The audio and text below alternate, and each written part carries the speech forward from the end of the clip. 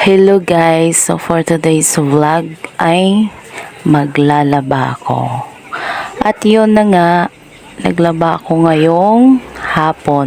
Minsan nga ay nakakatamad maglaba lalo na at inaantok pa ako dyan dahil nga kagabi ay late na kaming nakauwi ng bahay.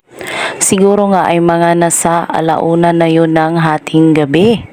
At yung tulog ko nga ay 4 na oras lang dahil nagising din ako ng alas 5 ng umaga dahil may nilakad ako kanina. So nakauwi ako dito mga 11 na rin ng tanghali. At nung tingnan ko nga yung laundry basket ay medyo marami na rin yung labahin kaya naglaba na rin ako. Dapat nga ay bukas pa ako maglaba ng umaga para matuyo rin agad. Kaso nga lang kung bukas ko pa ito lalabahan ng maaga baka tamarin na naman akong bumangon ng sobrang aga. Kaya naglaba na lang ako kanina para bukas isasampay ko na lang siya doon sa labas. Siguro naman bukas ay ganito pa rin yung panahon. Sobrang mainit kasi ngayon dito guys. Kaya gaganahan ka na lang sa paglalaba dahil malapit lang din naman yung tubig dito. Ayan yung nasa likod ko.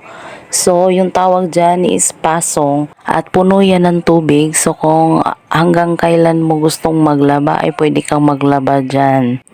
At after ko ngang magsampay ay pumasok na ako dito sa loob ng kwarto. At ayan nakita ko nga ang dami kong tutupiin. Kasi kanina pa to natuyo yung nilaban ko kahapon. So ayan tinupi ko.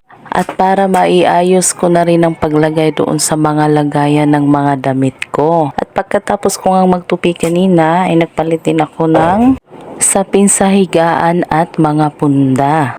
Kayo ba pag araw na ng labahan ay hindi ba kayo tinatamad maglaba? O di kaya pag natuyo na rin yung mga sinampay ay di rin ba kayo tinatamad magtupi ng mga sinampay?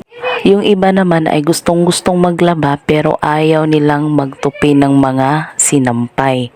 Yung iba naman gustong-gustong magtupi ng sinampay pero ayaw maglaba. Alin ka ba doon?